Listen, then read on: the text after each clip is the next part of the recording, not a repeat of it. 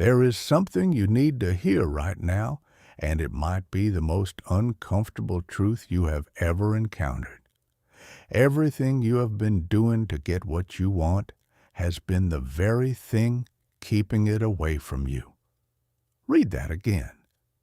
Every sleepless night spent strategizing, every ounce of willpower you squeezed out of yourself, every desperate prayer whispered into the ceiling at 3 in the morning, all of it has been sending a signal to the universe that says one thing louder than anything else. I do not have it. And the universe, with the quiet precision of a mirror, has been reflecting that exact message back to you every single day of your life. But here's where it gets strange. Here's where everything you thought you knew flips completely upside down. The moment you stop chasing, the moment you genuinely, honestly, from the deepest corner of your being, let go of the outcome, that is the exact moment the universe starts delivering. Not slowly, not reluctantly, with a kind of startling generosity that makes you wonder how you ever believed struggle was the answer. Most people will never learn this, and I say that not to be dramatic, but because it is statistically, historically, painfully true. Most people will grind through their entire existence believing that harder equals better, that more effort equals more reward, that exhaustion is proof of commitment. They will achieve things, sure, they will check boxes, but they will carry a quiet heaviness that no promotion, no relationship, no bank balance ever fully lifts, because they were never shown the one principle that sits beneath every lasting transformation. The universe does not care how hard you try. It responds to who you are being while you try. What I am about to share with you is not a pep talk. It is not a feel-good collection of ideas you will forget by tomorrow morning. What you are about to absorb is a law so ancient, so deeply woven into the fabric of reality that entire civilizations built their wisdom traditions around it.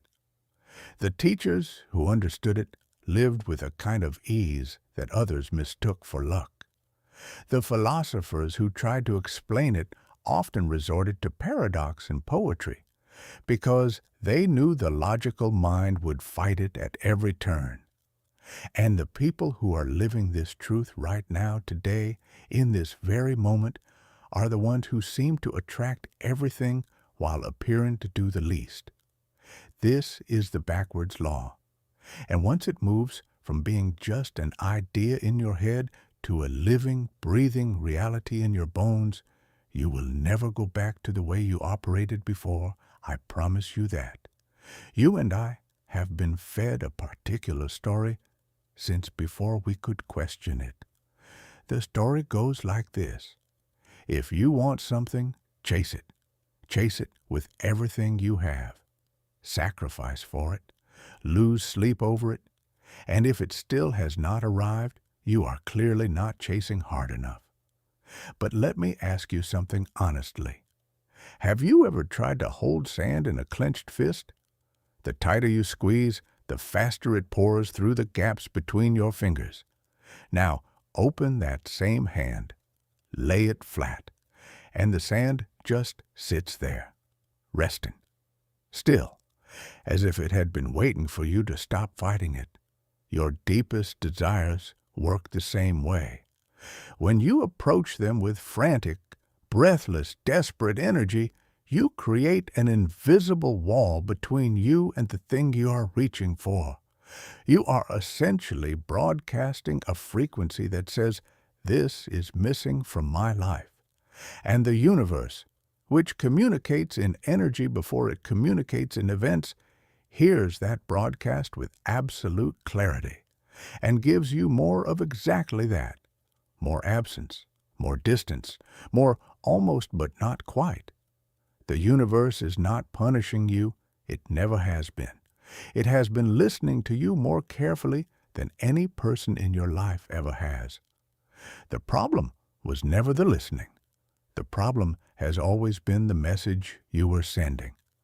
The backwards law reveals something that will feel completely wrong at first and then, gradually, will feel more true than anything you have ever been told. Your real power is not in your hustle. It is not in your grinding. It is not in the fourth revision of your 5-year plan.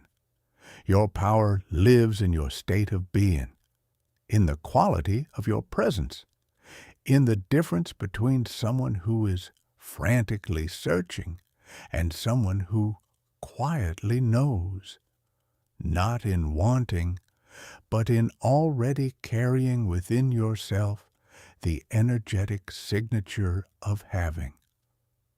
The ancient wisdom traditions understood this at a level we are only now beginning to appreciate. The sages did not write self-help books. They told stories, spoke in paradox, and pointed at the moon, knowing most people would stare at the finger. But the message was always the same. Stop chasing the river. You are already standing in it. And now, right here in this moment, that message is reaching you.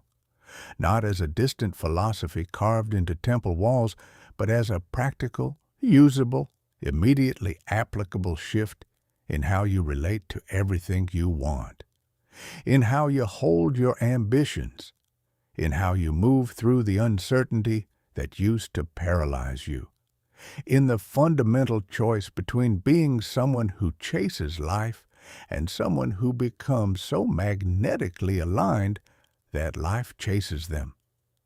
The first part of this journey will gently dismantle the beliefs that have been running your life without your permission.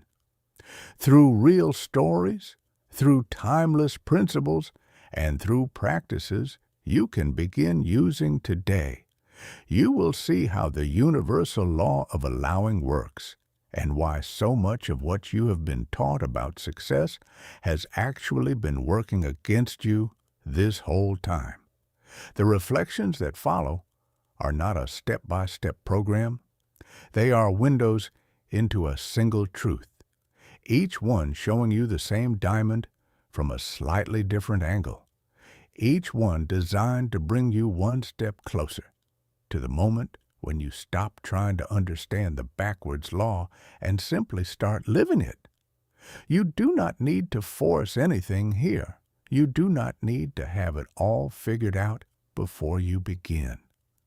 The only thing required of you right now is a willingness to loosen your grip on what has clearly not been working and to consider, even just for a moment, that ease is not a luxury reserved for people who got lucky. It is your natural state. It has always been available to you. You just could not see it through all the striving. Your life is ready to respond to you differently. It has been ready for longer than you realize. The question was never whether the universe would show up for you. The question was whether you would stop standing in your own way long enough to let it. So begin here. Begin now. Begin by simply receiving these words without clenching around them, without trying to extract some formula or technique, without turning this into another thing you need to master. Just let what is meant for you land. Let it arrive in its own rhythm. That, after all, is exactly how the backwards law works. In a sun-faded apartment on the 5th floor of a building that smelled permanently of turpentine and old coffee, there lived a sculptor named Lucas. For 12 years, he had poured himself into his craft with a devotion that bordered on self-destruction. He applied to every exhibition, knocked on every gallery door in the city, spent entire nights reshaping pieces to match what he imagined curators wanted to see. His hands were calloused, not just from the clay, but from the constant reaching, the endless striving, the bone-deep need to be recognized. And yet, the more fiercely he pursued validation, the more it seemed to retreat from him. Like trying to chase your own shadow on a bright afternoon, every step forward only pushed it further away. Then came one autumn evening that would quietly rearrange everything. Exhausted in a way that no amount of rest could repair, Lucas did something he had never allowed himself to do in 12 years of relentless pursuit. He gave up, not dramatically, not with anger. He simply sat on the floor of his studio, surrounded by the physical evidence of years of unrecognized effort, and whispered something so honest it almost hurt to say out loud. I create because something inside me needs to. That is enough. Whether anyone ever sees it or not, that is enough. In that single moment of raw, unguarded surrender, something shifted. Not in the art world, not in the opinions of any critic or curator. Something shifted in the invisible field surrounding Lucas and his work. A few weeks later, completely without his engineering, a well-known art collector wandered into a small neighborhood bookshop, where Lucas had quietly placed a few pieces on consignment. No strategy, no pitch, no desperate energy attached. The collector was moved, deeply moved, and the recognition Lucas had been chasing for over a decade began with an almost poetic symmetry, chasing him. This is not a coincidence wrapped in a nice story. This is a universal principle operating with the precision of gravity. When you grip tightly at what you desire, you generate a field of resistance around it. The frantic energy of wanting, that contracted, fearful, please let this work out energy actively repels the very things your hands are reaching for. It is like trying to catch a butterfly by lunging at it. The harder you grab, the faster it flies. But sit quietly in a garden, be still, be open, and that same butterfly might just come and rest on your shoulder as if it had been looking for you too. The ancient teachers across every tradition understood this paradox with remarkable clarity. They recognized that the universe does not respond to force. It responds to alignment, not to desperation, but to openness. The quantum field, the very fabric from which your physical reality is being continuously woven, reacts directly to your energetic state. When you release the tight, contracted energy of chasing, you become, in the most literal sense, available to receive what you have been asking for. Diana's story illuminates this truth from another direction entirely. For 15 years, she had searched for a genuine romantic connection with an intensity that left absolutely no room for one to actually form. Every dinner became an interview she did not realize she was conducting. Every new person carried the invisible weight of her expectation before they had even finished introducing themselves. It was only when Diana discovered a real, honest, unhurried sense of peace in her own company, when she genuinely stopped treating her single life as a problem to be solved, that love found her, rather than the other way around. Within months of her letting go, not one but two people entered her life expressing sincere, unprompted interest. The universe had not suddenly changed its mind about Diana. Diana had changed the signal she was sending. What you pursue with desperation tends to pull away from you. What you allow with genuine openness tends to move toward you. This is not a poetic metaphor designed to make you feel better.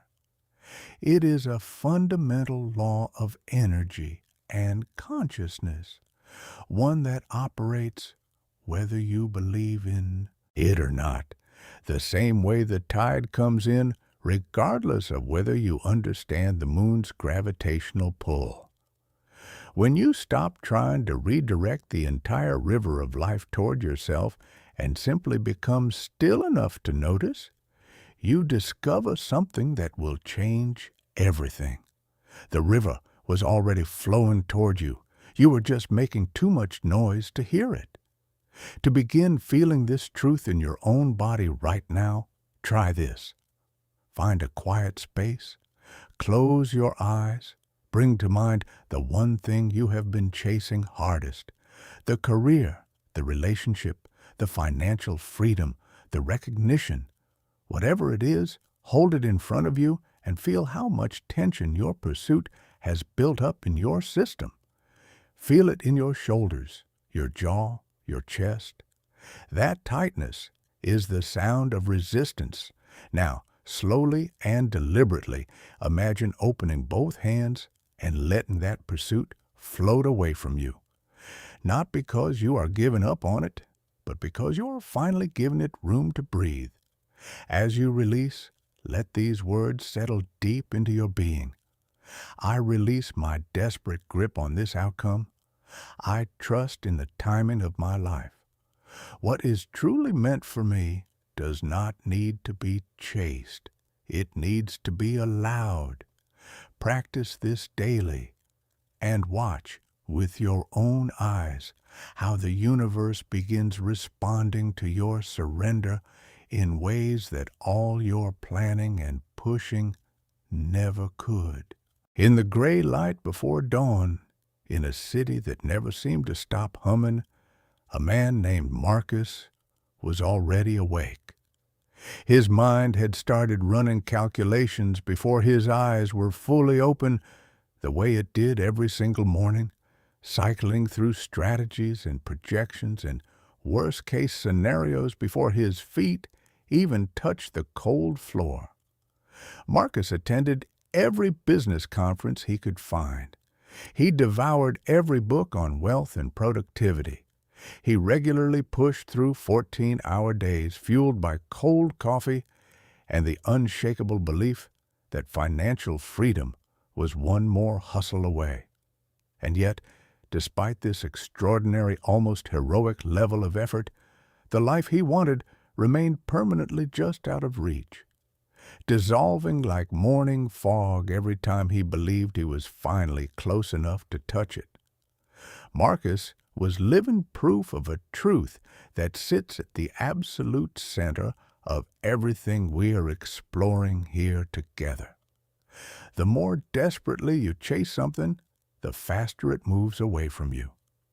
His exhaustion was not a personal failure. It was a precise, almost mathematical reflection of a cosmic law he had simply never been introduced to. A law that says the universe does not operate through brute force. It moves through ease. Nature makes this obvious if you slow down long enough to look. A rose does not clench its way into bloom. A river does not muscle its way to the sea. It finds the path that offers the least resistance and follows it with a grace that accomplishes infinitely more than any amount of struggling ever could.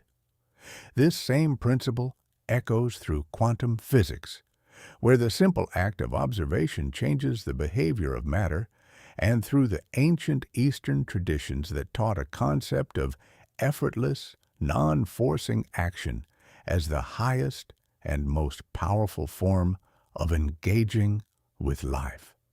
When Marcus finally hit the wall one night, truly unable to push even 1 inch further, something remarkable appeared in the space his exhaustion had created. His striving, he realized with sudden, total clarity, had been generating resistance to the very abundance he was killing himself to attract. The moment he released his white-knuckle grip on the outcome, the universe began moving on his behalf with a quiet efficiency that stunned him. A casual conversation at a weekend gathering led organically to a partnership he could never have manufactured, and within months, prosperity began flowing into his life with an ease that all his previous years of grinding had never once produced. Sophie's experience reflects this same pattern from the world of creative work. As a writer, she had spent years at war with blank pages, forcing sentences into existence through sheer willpower, watches her creative energy wither under the crushing weight of her own expectations. Every paragraph felt like a hostage negotiation between her and her own mind. Then one afternoon, without planning it, she simply stopped fighting. She started taking long, aimless walks by the river near her apartment. She let her thoughts drift without agenda or destination, and to her genuine astonishment, stories began arriving on their own, fully formed, effortlessly, as though they had been standing politely outside the door for years, waiting for her to stop barricading it with effort. Struggle is not the price of admission to a meaningful life. In most cases, struggle is the very lock on the door.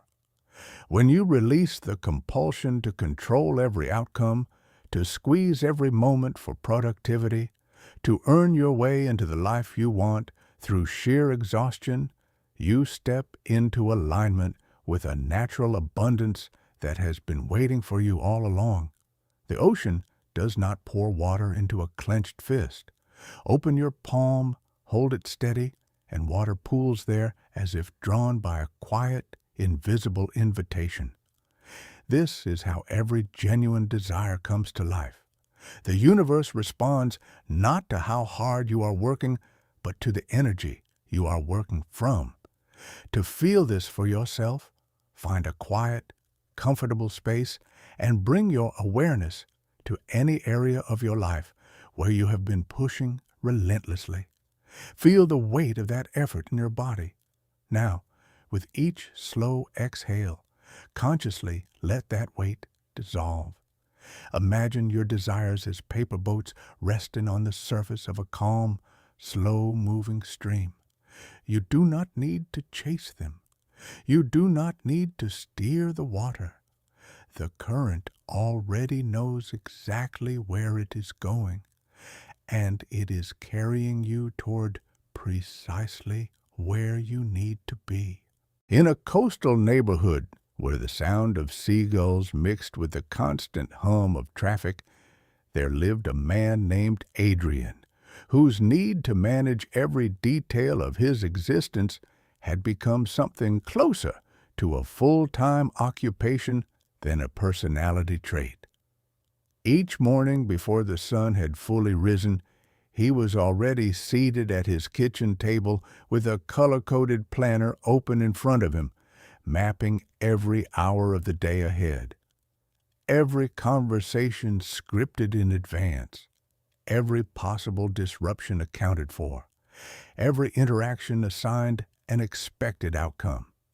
And yet, the more meticulously he tried to arrange his world, the more chaotically it seemed to unravel around him.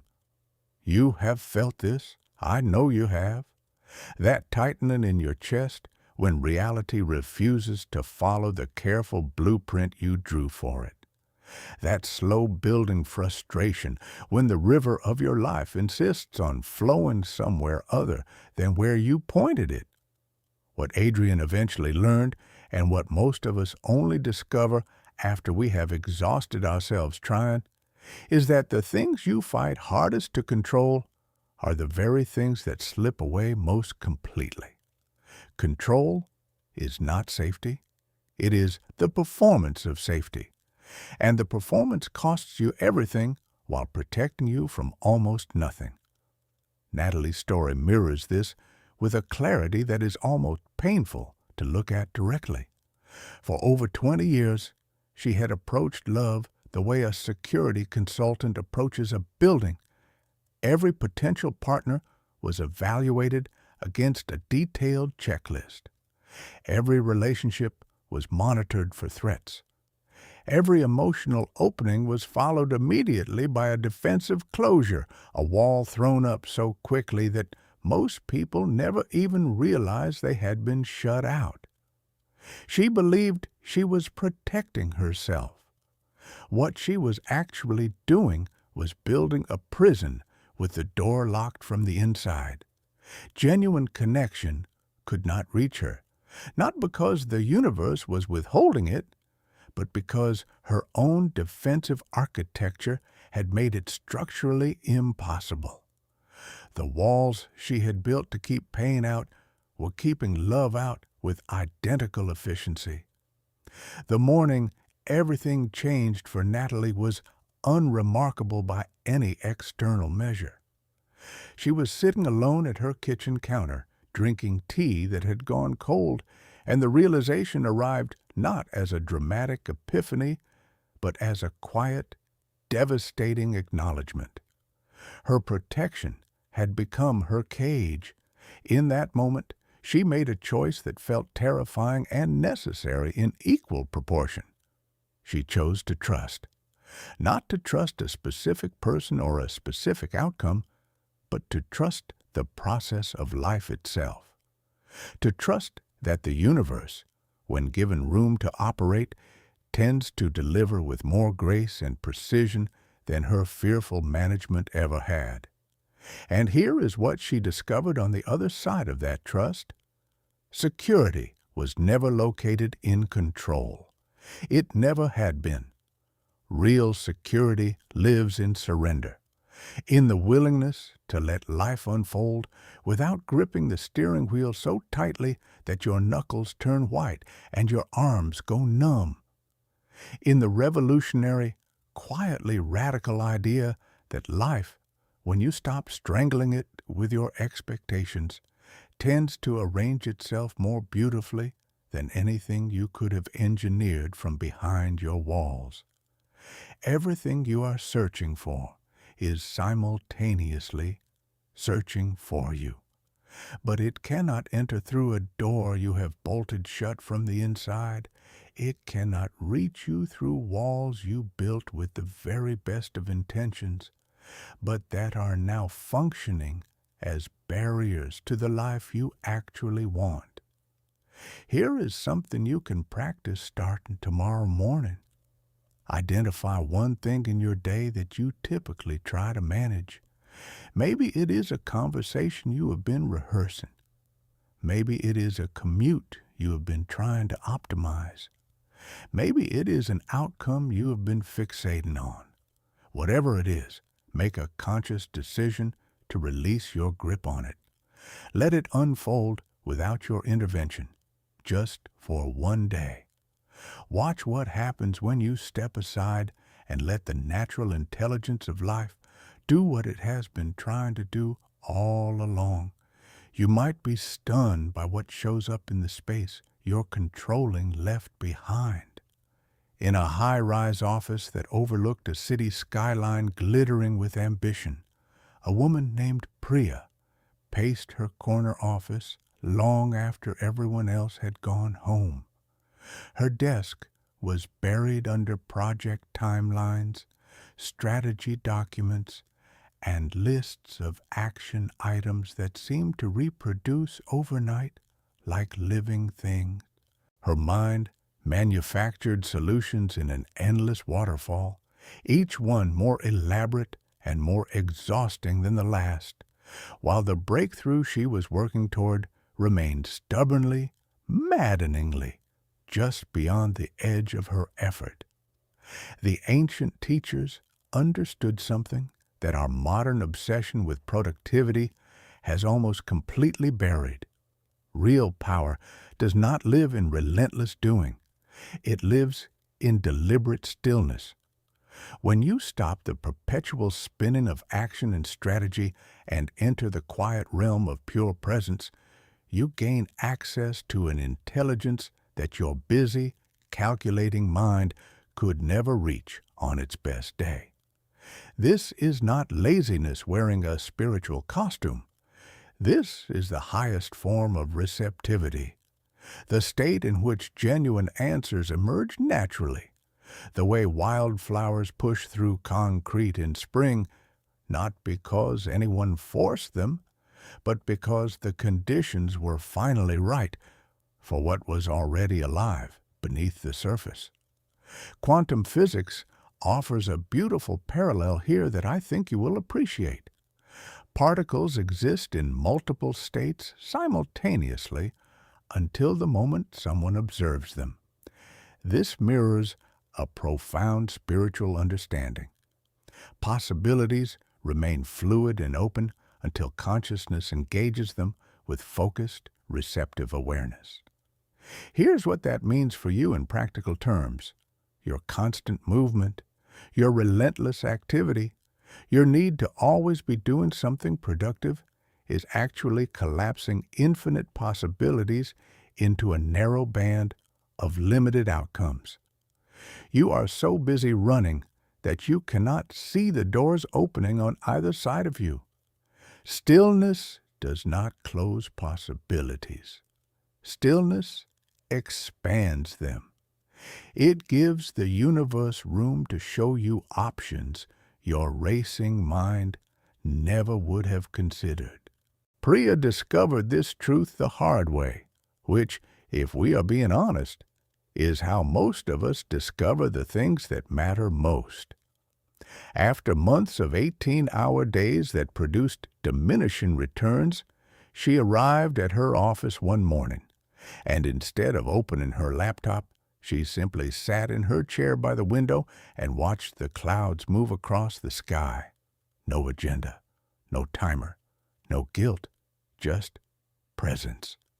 In that unplanned moment of genuine stillness, a solution to the problem she had been grinding on for weeks arrived fully formed, not as a thought she had to chase down, but as a knowing that settled into her body like sunlight warming a cold room.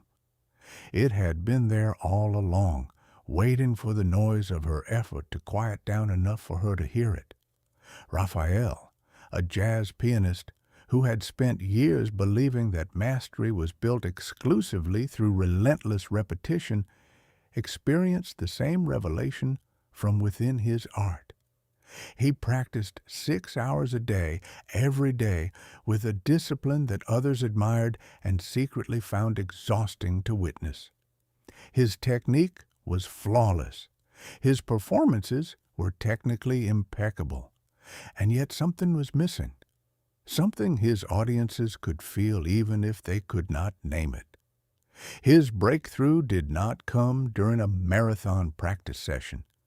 It came during a power outage one evening when he sat at his piano in complete darkness with nothing to prove and no one to impress.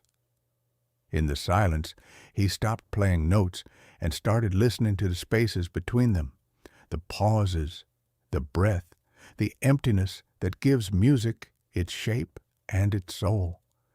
In that stillness, he found the music that had been living inside him all along, patiently waiting for the noise of his perfectionism to quiet down long enough to be heard. To invite this power into your own life, try this. Find a place where you will not be interrupted. Sit comfortably. Do not try to meditate or achieve a state or follow a technique. Just be there. Let your breath find its own rhythm without your direction. Watch your thoughts float by like leaves on a stream without grabbing any of them, without following them downstream. Start with 5 minutes. If that feels impossible, start with 3. In those few minutes of genuine quiet, hold your desires gently in your awareness, not as desperate wishes you are white-knuckling, but as seeds you have already planted in rich, intelligent soil. You do not need to dig them up every morning to check if they are growing.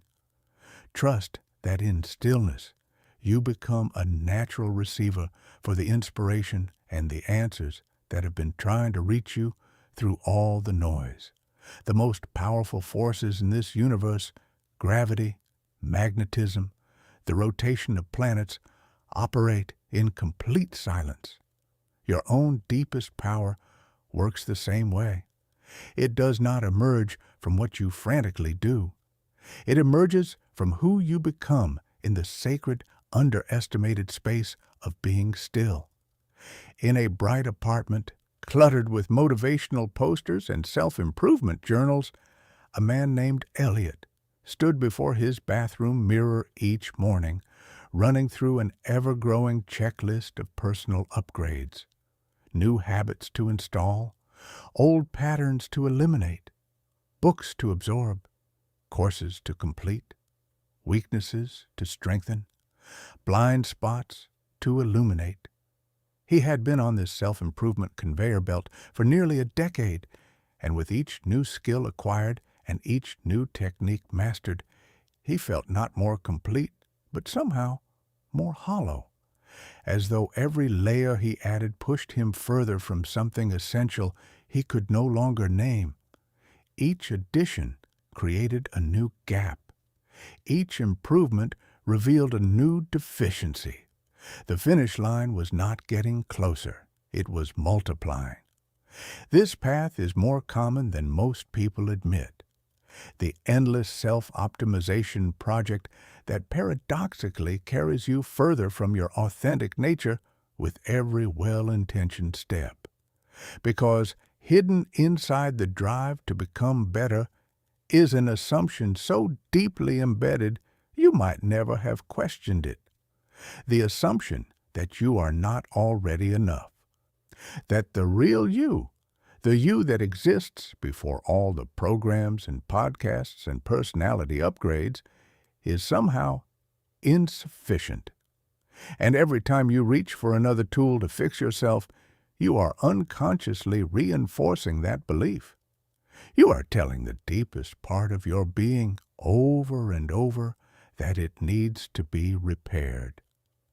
The ancient wisdom traditions identified this trap with extraordinary precision. Your relentless effort to improve yourself is the very veil hiding the wholeness that was already there before you started looking. Genuine transformation does not happen through accumulation. It happens through subtraction. Through the patient, courageous removal of everything you have piled on top of who you actually are. Think of a sculptor standing before a block of marble. The masterpiece is not created by adding material. It is revealed by chipping away everything that is not the statue. The beauty was always inside the stone. The sculptor's job was simply to remove what was covering it. Your journey to genuine power works exactly the same way. It runs not through acquiring more, but through releasing what was never truly yours to begin with. Camille, a classically trained vocalist, spent years trying to mold herself into what she believed a successful artist was supposed to look and sound like. She studied the techniques of celebrated performers. She mimicked their phrasing, their stage presence, their carefully cultivated personas. She forced herself into shapes that never quite fit, the way you might force your foot into a shoe 2 sizes too small and then wonder why walking hurts. Her real breakthrough, the one that changed the entire trajectory of her artistic life, arrived not when she finally perfected someone else's style, but when she stopped trying to be anyone other than herself. In the moment she released the carefully constructed identity she had been maintaining like an exhausting second job, she discovered a voice that had been waiting underneath all that effort. Pure, unpolished in the most beautiful sense, and completely, unmistakably hers. This truth extends far beyond art. It reaches into every corner of your life. The more you work to fix yourself, the more you cement the unconscious belief that you are broken. The more you strive to become something other than what you already are, the further you drift from the authentic power that has always been your natural inheritance. You were not born insufficient. You were born complete. And then the world spent years telling you otherwise, and you believed it, and you have been trying to earn back something that was never actually taken from you. To feel this for yourself, try something that might seem almost too simple to work. Find a quiet space, close your eyes, and bring to mind all the labels you have attached to yourself over the years, all the identities you have constructed, all the things you believe you should be or should become. Achiever, hustler, work in progress, not quite there yet, needs improvement. One by one, gently, without judgment, let each of these dissolve. The way morning mist dissolves when sunlight touches it. Do not rush to fill the empty space they leave behind. That space is not emptiness. That space is you, the real you, the one who existed before the world handed you a checklist and told you to start earning your worth. In that open, uncluttered awareness, you will find what you have been searching for in every book, every seminar, every 3-step program. The wholeness that was never actually missing, just buried under years of trying to become someone you already were. Your real power has never lived in becoming. It lives in being, not in collecting more tools, but in setting down the ones that were never yours, not in fixing what you thought was broken, but in finally seeing clearly enough to recognize that nothing essential was ever damaged in the first place. In a dimly lit research laboratory on the 3rd floor of a university that smelled of old paper and strong coffee, a physicist named Olivia spent her days observing subatomic particles through equipment so sensitive it could detect movement invisible to every other instrument on Earth. And what she documented, day after careful day, gradually dismantled everything she thought she understood about the nature of reality itself. The simple act of watching these particles changed their behavior. Observation alone, pure awareness with no physical interference whatsoever, altered what was being observed at the most fundamental level of existence. Sit with that for a moment. The act of paying attention to something changes it, not because you are doing anything, because you are aware of it. You carry the same power of observation in every waking moment of your life. When you become completely tangled in a negative thought pattern, when you merge with your anxiety or your doubt so completely that there is no space between you and the feeling, you become that pattern. It defines you. It shapes your reality from the inside out, the way a mold shapes wet clay. But the moment you create even the tiniest gap between your awareness and your thoughts, everything begins to shift. You activate your position as the observer, the consciousness that exists behind every experience you have ever had and has never been damaged or diminished by any of it. A woman named Iris discovered this during what she would later describe as the darkest season of her life. Consumed by an anxiety that had controlled her daily existence for years, she stumbled upon a practice so simple it initially seemed laughable given the scale of what she was facing. Instead of saying, "I am anxious," a statement that fused her entire identity with a temporary emotional state, she learned to notice and say, "There is anxiety present right now." 3 words changed. Her entire world followed. That tiny linguistic shift created a space between who she was and what she was feeling. And in that space, which grew larger and steadier with practice, she found a freedom she had never known existed. The emotions that used to flatten her, that used to feel like they were her, gradually transformed into weather patterns passing through the vast, unchanging sky of her awareness. She was not her thoughts. She was not her fear. She was the one watching, and the one watching had never been touched by any of it. The next time a difficult emotion rises in you, and it will, because that is what emotions do, try this. Do not fight it. Do not try to think your way out of it. Simply step back just slightly into the position of the witness. Notice the feeling as though you are observing it from a comfortable distance. Say to yourself, quietly, I am noticing this feeling. Not I am this feeling. Feel the space that opens up between you and the experience. Rest in that space. Watch how the emotion, no longer fed by your complete identification with it, gradually loses its intensity and begins to move on, the way all weather eventually moves on when you stop standing in the middle of the storm, insisting it should not be raining. This is the transformative power of awareness, the same force that changes the behavior of particles at the quantum level, now available to you, working through your own consciousness to reshape your lived experience from the inside out.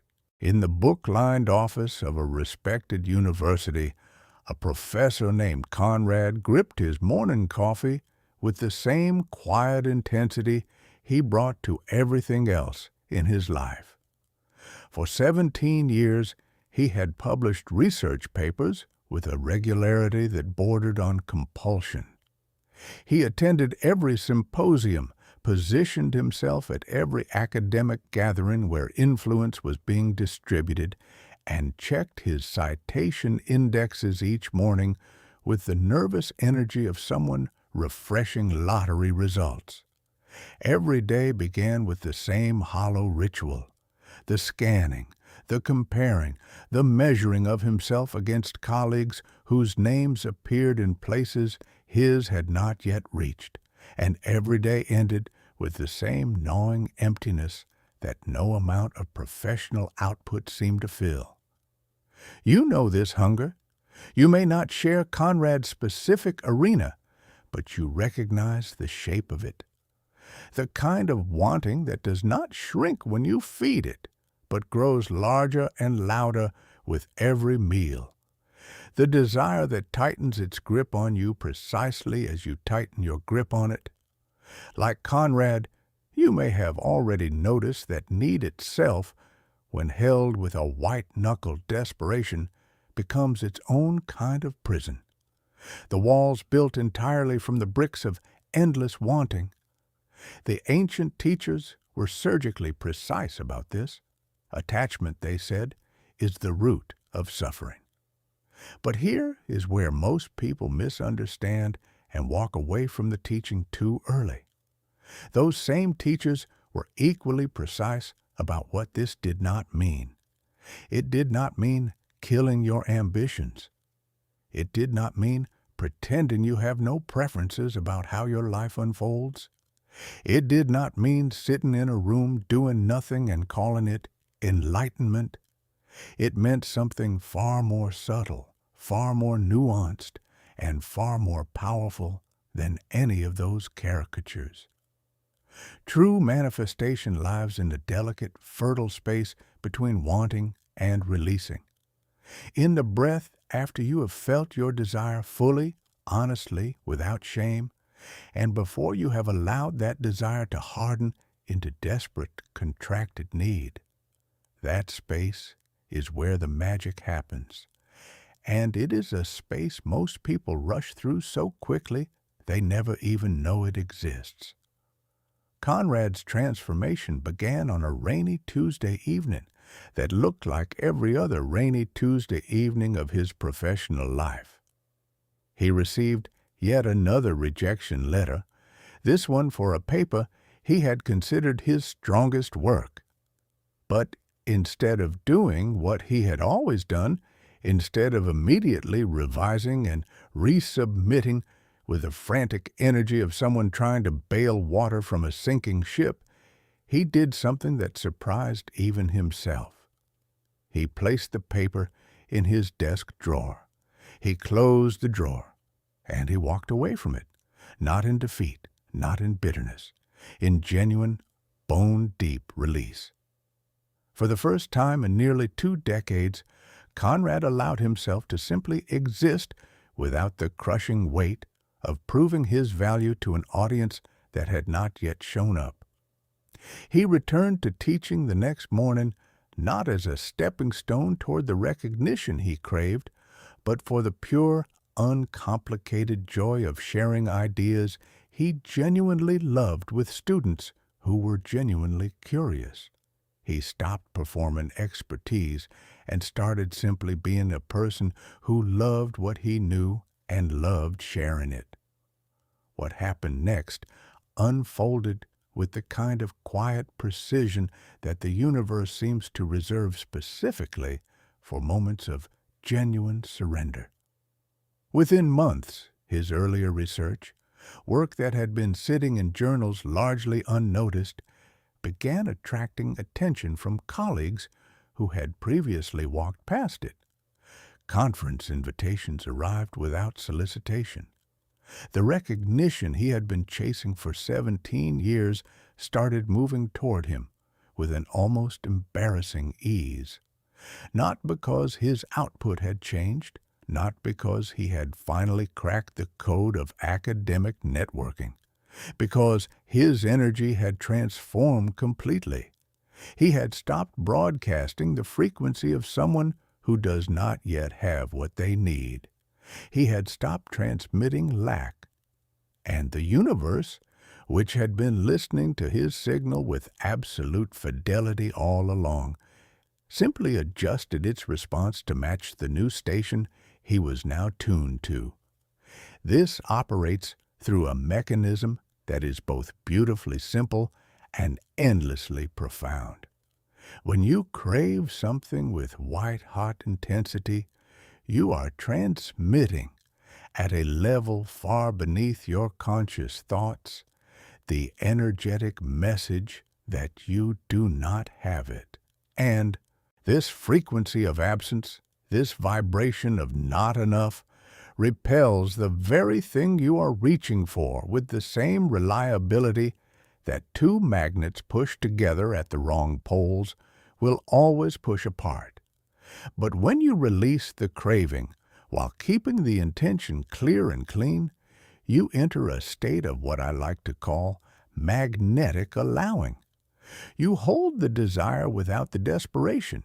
You know what you want without needing it in order to feel whole right now. And in that state, the universe can finally deliver what it has been trying to hand you all along. To practice this shift from craving to receiving, try this tonight before you sleep. Sit somewhere quiet and bring your deepest desires into full, vivid awareness. Do not filter them. Do not judge them. Just feel them completely. Let yourself want what you want without apology. Then imagine gathering all of those desires into a warm sphere of golden light right in the center of your chest. Watch it glow brighter with each breath. Now, gently, with the tenderness you would use to release a bird back into open sky, let that sphere float upward and outward into the larger intelligence that holds everything together. Trust completely that what is genuinely yours will find its way back to you in its own perfect timing. As you practice this nightly release, notice how your relationship with desire begins to change. You may find, like Conrad, that the things you were exhausting yourself chasing begin moving in your direction on their own, not as coincidence, as law. On a rain-soaked field, the morning before the most important match of his career, a young athlete named Dominic stood with every muscle locked tight, his body rigid with the accumulated pressure of years of obsessive preparation. He had studied film of every opponent until his eyes burned. He had analyzed every conceivable scenario. He had pushed his body past reasonable limits so many times that his joints ached with a permanence that no amount of rest could undo. And despite all of this extraordinary dedication, genuine mastery continued to elude him. His muscles held the stiffness of someone who was trying too hard. His mind carried the weight of someone who could not afford to be anything less than perfect. There is a different teaching about excellence than the one most of us inherited. It does not come from grinding harder. It flows from surrendering to the deep intelligence that years of genuine practice have already deposited inside your body and mind. When Dominic finally absorbed this, when he stopped trying to consciously manage every movement and instead allowed his accumulated training to express itself naturally, his performance transformed in ways that deliberate effort had never been able to produce. His movements became liquid. His responses became instinctive. His body began operating from a wisdom far deeper than anything his anxious, calculating mind had ever accessed through force of will. The universe moves through this paradox with beautiful consistency. The more completely you surrender to its current, the more powerfully it flows through you. Like rainfall finding its natural path down a hillside, collecting into streams, merging into rivers. Success moves most freely when you stop blocking it with the boulders of your own resistance. This understanding echoes through every major wisdom tradition humanity has ever produced. The Taoist sages spoke of effortless action, accomplishing through non-forcing. The Bhagavad Gita teaches the art of acting fully while remaining completely unattached to the fruit of your actions. Even modern sports psychology confirms what these ancient frameworks always understood. Peak performance does not emerge from anxious, teeth-grinding effort. It emerges from states of relaxed, alert, open awareness. The zone, as athletes call it, is not a state you can muscle your way into. It is a state you fall into when you finally stop trying so hard to find it. Dominic discovered that victory arrived not through pushing harder, but through a very specific quality of pushing less. Through releasing his death grip on every variable and trusting the deeper intelligence that already knew, without being told, exactly when to move, where to position himself, and how to respond to each moment as it unfolded. To taste this in your own life, try this simple practice.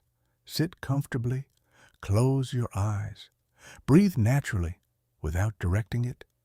Notice something remarkable. Your body is breathing itself, without your effort, without your conscious instruction, with a precision and reliability that no amount of deliberate control could improve upon.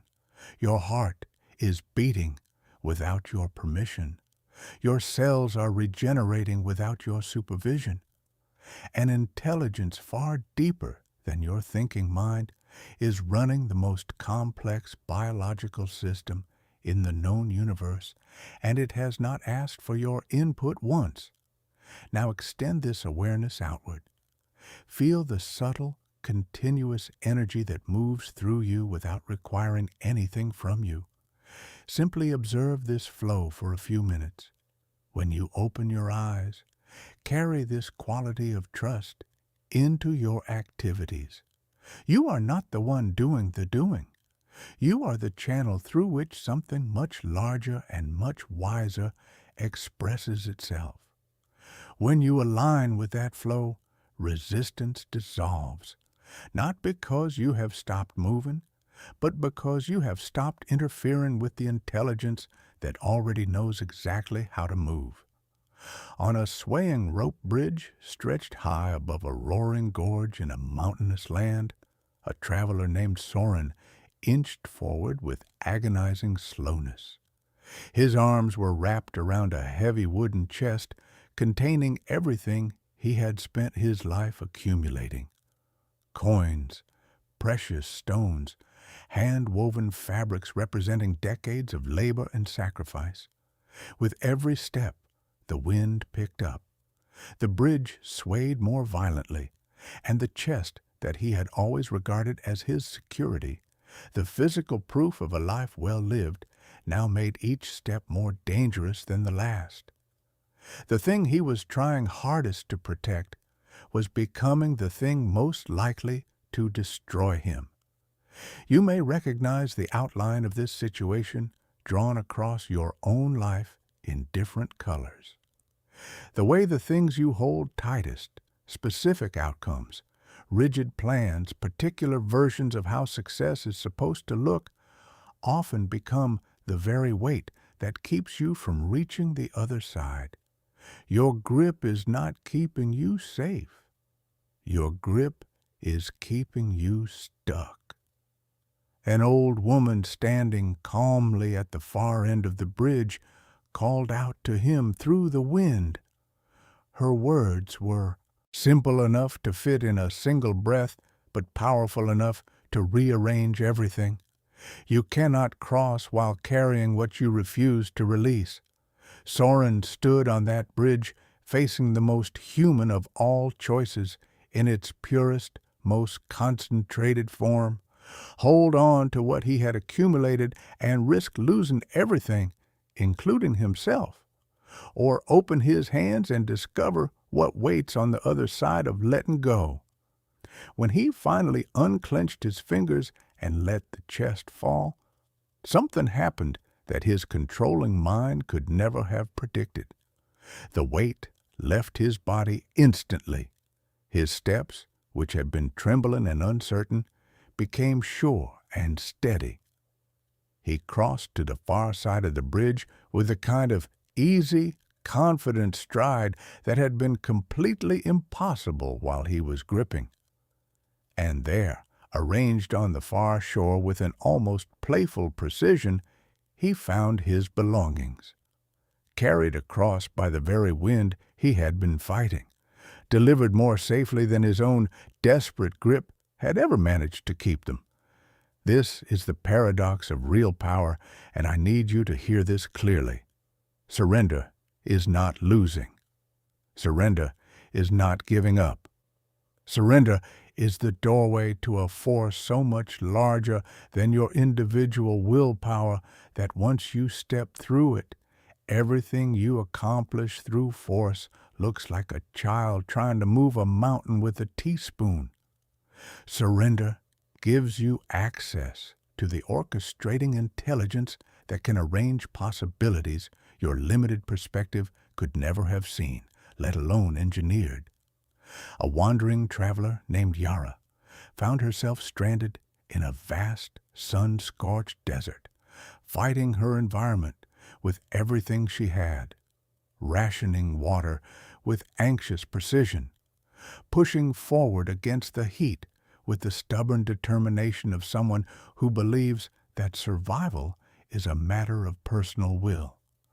Only when total exhaustion stripped away the option of continued fighting did she finally notice what had been available all along: the direction the wind was blowing, the tracks of small desert creatures moving instinctively toward water, the subtle patterns in the sand that told a story she had been too busy struggling to read.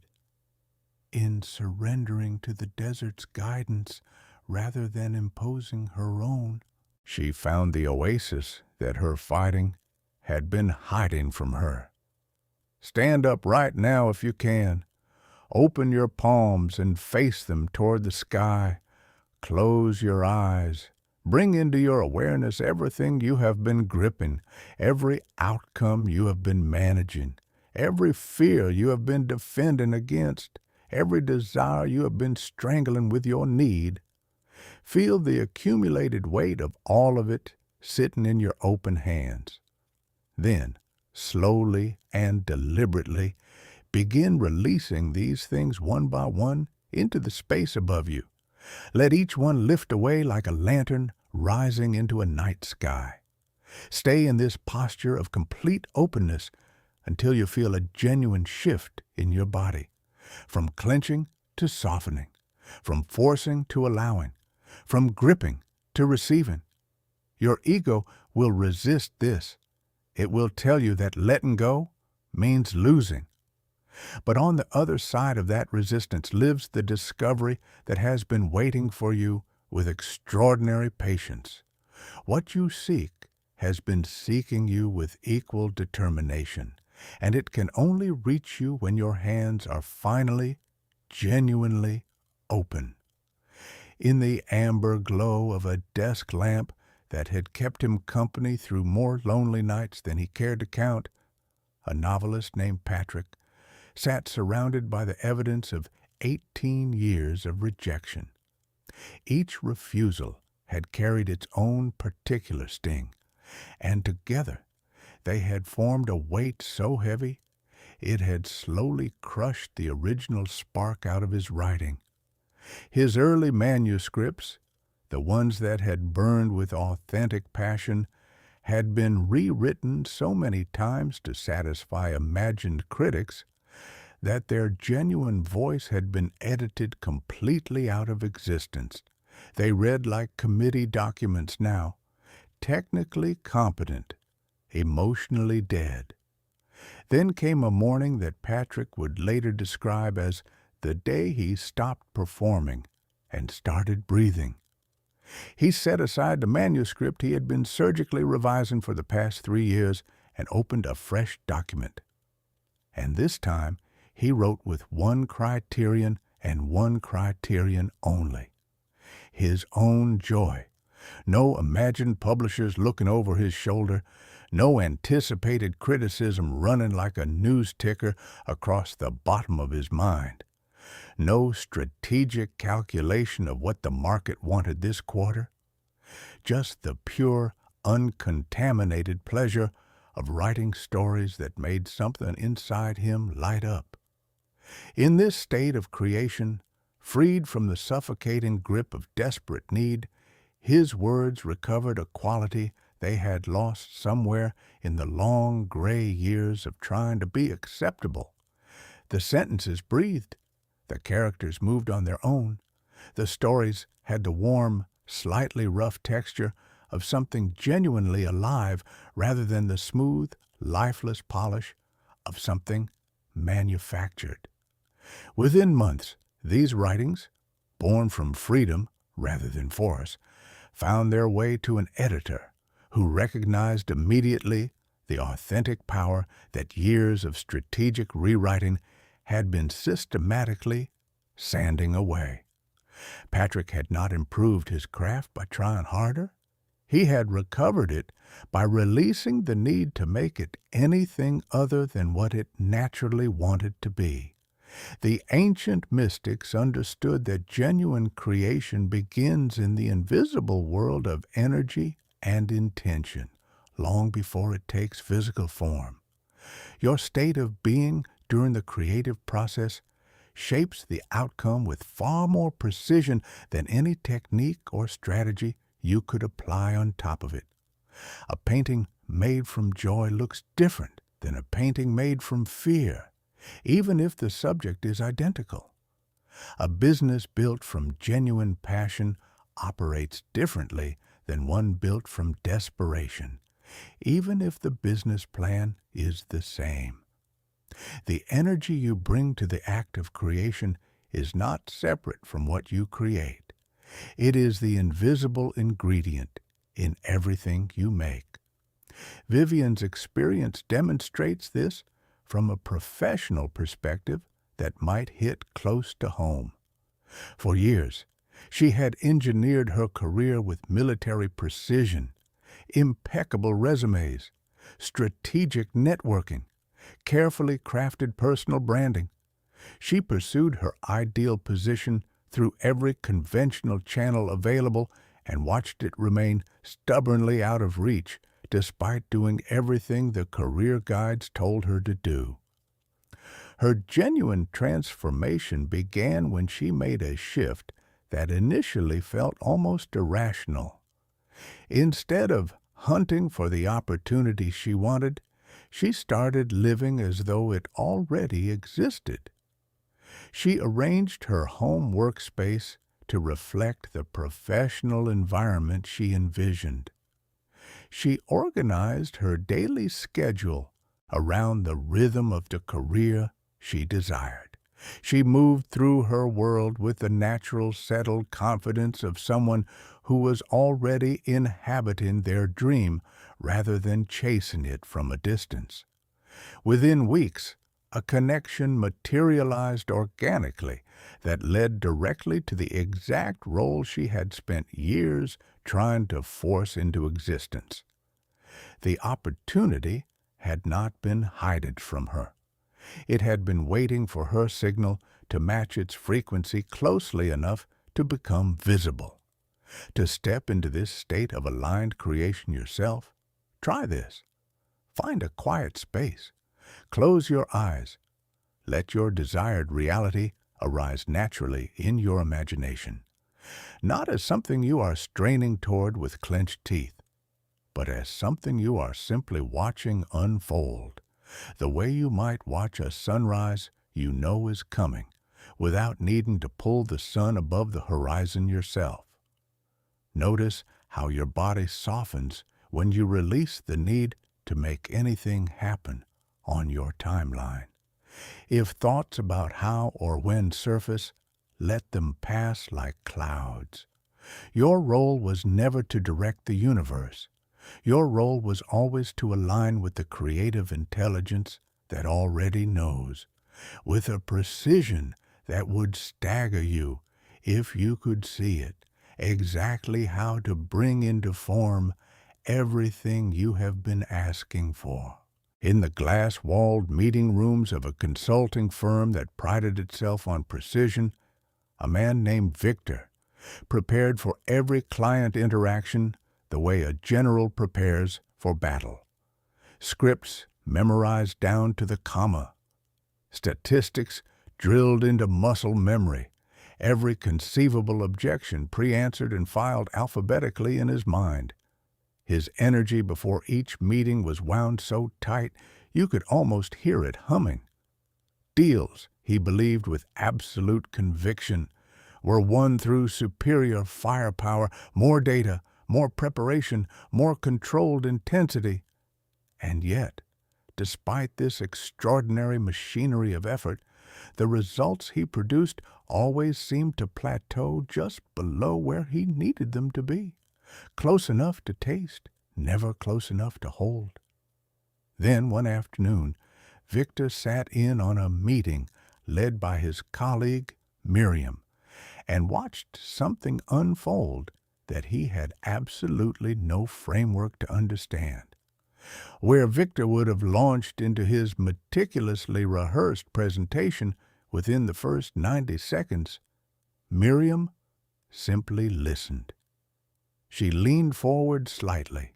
She asked questions that had nothing to do with the deal and everything to do with the human being sitting across from her.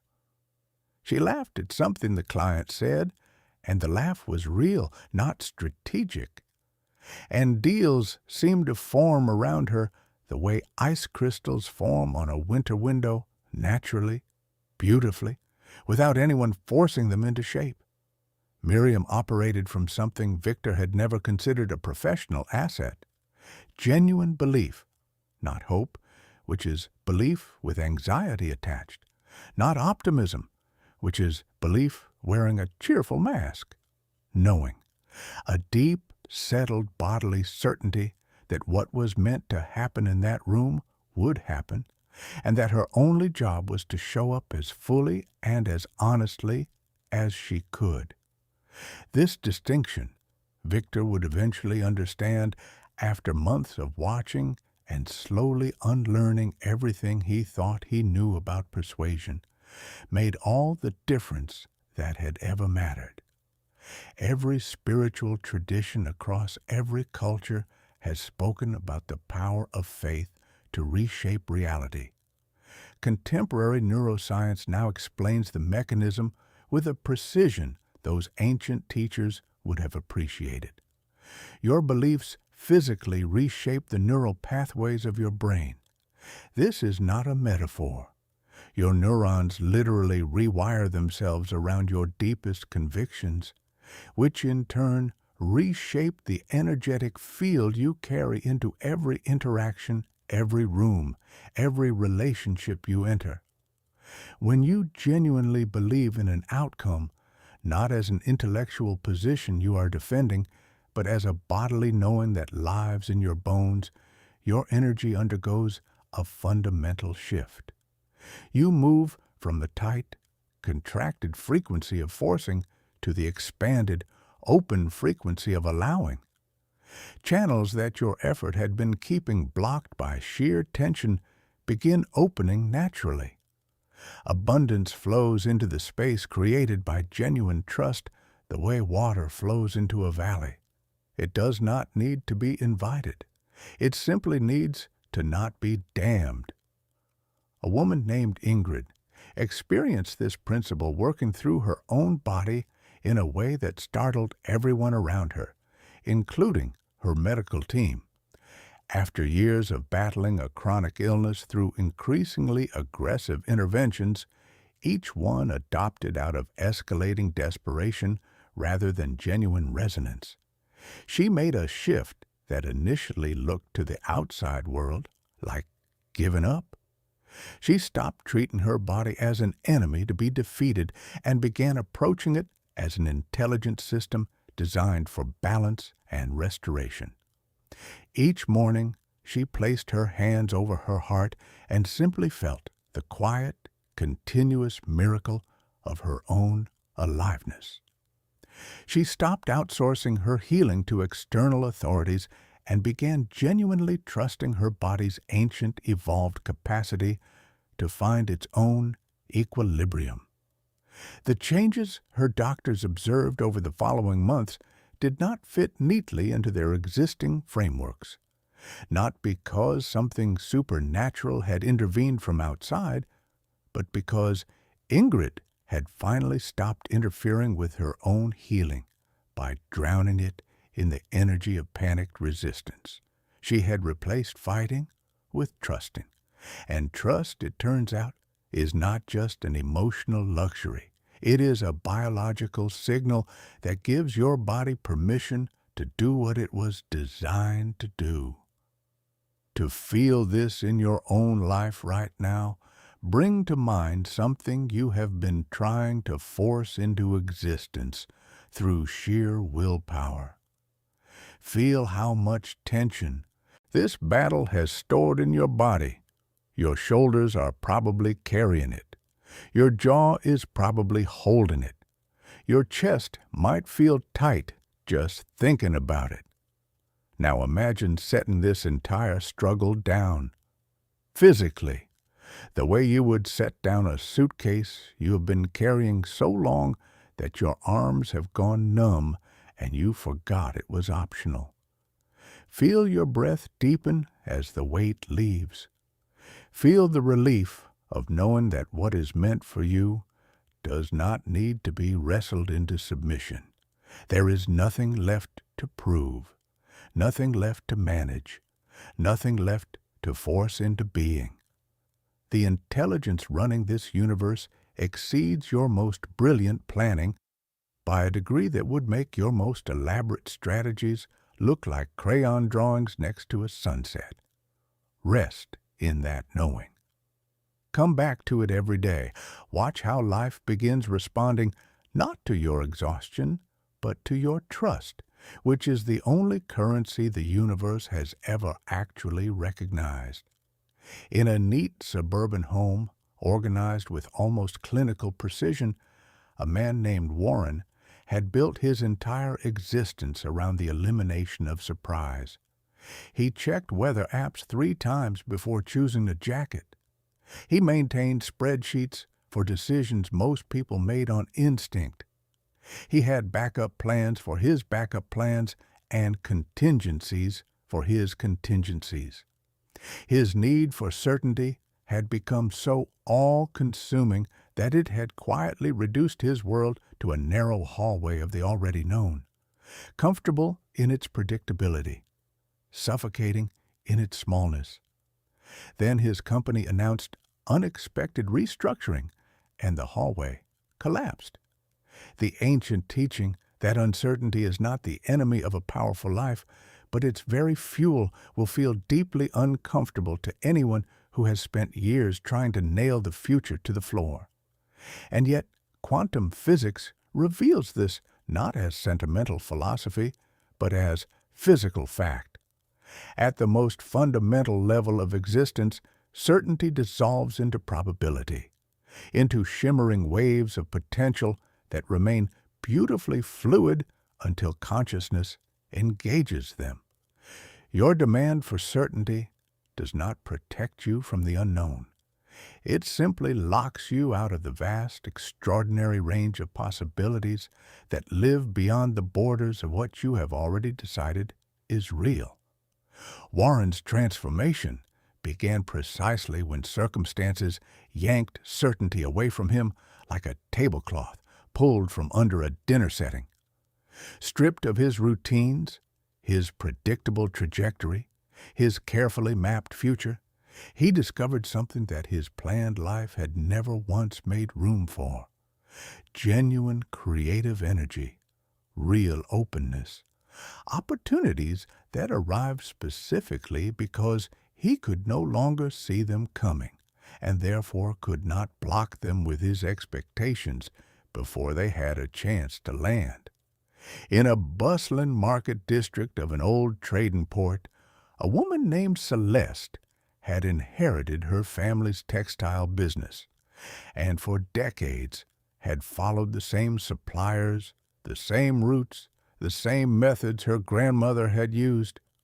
When a flood destroyed her primary supply chain and forced her into completely unfamiliar territory, she discovered fabrics, techniques, and customers that her certainty about how things should be done had been making it structurally impossible for her to find. The very disruption she had spent years protecting herself against delivered exactly what her careful management never could. Tomorrow, try something that will make your planning mind deeply uncomfortable. Begin your day without a fixed agenda. Release your habitual routines. When your mind reaches for certainty, and it will reach for it the way a drowning person reaches for anything solid, gently whisper to yourself, "I am choosing to stay open to what I cannot yet see." Take a different route to work. Start a conversation with someone you would normally walk past. Say yes to something you would normally decline. When anxiety about the unknown rises in your chest, breathe into it instead of running from it. Notice how uncertainty, when you stop fighting it, begins to feel less like danger and more like space. Space for things to arrive that your certainty had been keeping out. This is not recklessness. This is alignment with reality's actual nature, which has always been fluid, always been open, always been infinitely more creative than your plans. In the blue-gray light before his alarm went off, a financial analyst named Grant sat surrounded by market projections and decision matrices, his mind generating calculations at a speed that had long since crossed from productive into paralyzing. He had been wrestling with a critical investment decision for weeks, and with each new analysis, clarity did not arrive. It retreated. Every answer spawned 3 new questions. Every promising path revealed fresh obstacles. He understood this decision less clearly now than when he had first begun thinking about it. The harder he thought, the muddier the water became. The Zen tradition speaks of a state called mushin, mind like still water that reflects reality exactly as it is, without the ripples and distortions created by mental turbulence. Modern neuroscience confirms this from its own angle. When the mind enters states of genuine quiet, solutions surface from levels of awareness that analytical thinking cannot access, no matter how intensely it tries. The answer Grant was looking for had never lived in his spreadsheets. It lived in the silence underneath the spreadsheets, in the knowing that exists beneath all thinking and is always available, patiently, quietly, to anyone who stops generating enough noise to hear it. Grant discovered this accidentally, the way most people discover the most important things. One morning, too exhausted to open his laptop, he simply sat by his apartment window with a cup of tea and watched pigeons on the ledge. No agenda, no analysis, just presence. And in the space created by that unplanned surrender, the answer he had been grinding toward for weeks arrived complete, not as a thought he had to chase or a conclusion he had to build, as a knowing that settled into his body the way dawn settles into a room, gently, completely, without asking permission. An artist named Petra experienced the same truth through her own creative process. Her most powerful paintings never emerged during her scheduled studio hours when she sat in front of blank canvas with determination and a deadline. They arrived in the moments after she had given up trying. One evening, she sat with her brushes without any intention whatsoever, and simply let her hand move where it wanted to move. What came through her in that state of open, unforced receptivity stopped people in their tracks when they saw it. It had a quality that all her calculated, effortful work had never been able to reach. Something raw and true and completely alive. To practice this, find a quiet space and let your breath settle into its own rhythm without your management. For 10 minutes, release all effort to figure anything out. Let thoughts come and go without following any of them. Simply rest in the silence that lives beneath your thinking mind. Notice how clarity tends to arrive not from intellectual strain, but from this open, receptive stillness. The way objects hidden at the bottom of a lake only become visible when the surface above them is perfectly calm. This is not passive. This is access to the deepest intelligence available to you. The knowing that already exists beneath the noise and has been waiting with infinite patience for you to stop talking long enough to hear it. In a cramped apartment filled with wealth-building books stacked so high they blocked the window light, a man named Rowan surrounded himself with every formula for financial freedom ever committed to print. Seminar notebooks, online course certificates, strategy journals filled margin to margin with other people's advice on how to attract abundance. And yet, his actual financial life remained stubbornly, almost mockingly, unchanged. Each morning, he consumed new approaches with the desperate intensity of someone who genuinely could not understand why the universe was not cooperating with his level of dedication. What Rowan could not yet see, what the universe had been trying to show him with the patience of a river wearing down stone, was this.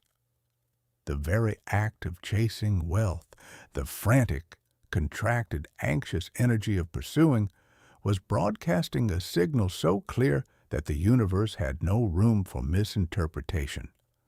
That signal said, "I do not have this, and I desperately need it." And the universe, which responds not to your words but to your energy with absolute, unwavering precision, heard that signal and reflected it back. More lack, more distance, more of the experience of reaching without arriving. Rowan's genuine shift began the day he stopped running long enough to ask himself an uncomfortable question. What is underneath all this chasing? The answer, when he was honest enough to let it surface, was not what he expected. Beneath the seminars and the strategies and the 4 a.m. study sessions lived a quiet, deeply buried belief that he was not fundamentally worthy of abundance. That wealth was something that happened to other people, better people, more deserving people. And every strategy he piled on top of that belief was just a louder way of saying the same thing. I am not enough as I am. In the moment he recognized this, everything began reorganizing from the inside out. He stopped chasing wealth and started embodying it, not as a performance, not as a fake-it-till-you-make-it exercise, as a genuine internal shift in his relationship with his own worth. His posture changed, his breathing deepened, he moved through rooms differently, spoke differently, made eye contact differently.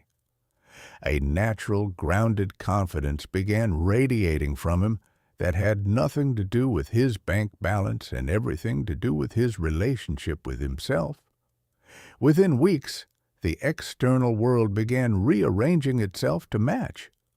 Clients appeared without being chased. Opportunities aligned without being engineered.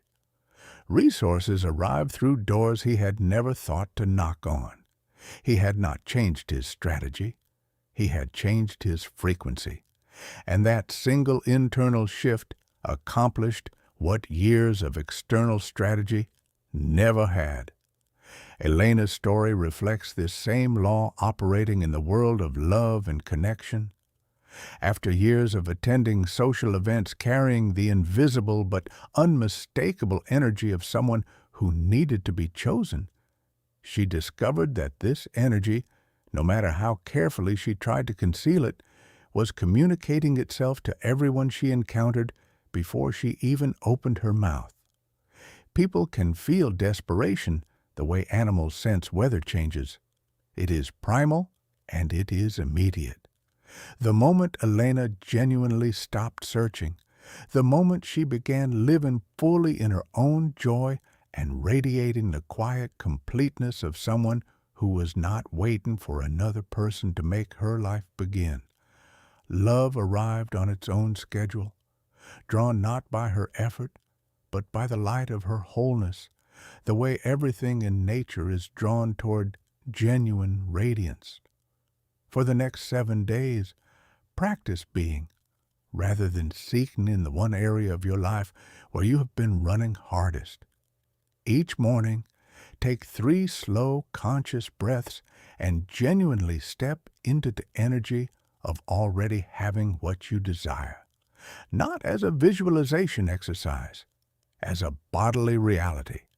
Move through your day as though abundance already saturates every corner of your existence. Walk with the unhurried ease of someone who has already arrived. Speak with the natural warmth of someone who already belongs to what they are calling in. Watch how this shift in your signal changes everything around you, how conversations shift, how opportunities you could not see before suddenly become visible, how your reality begins quietly, almost shyly, reorganizing itself around the new frequency you are now offering.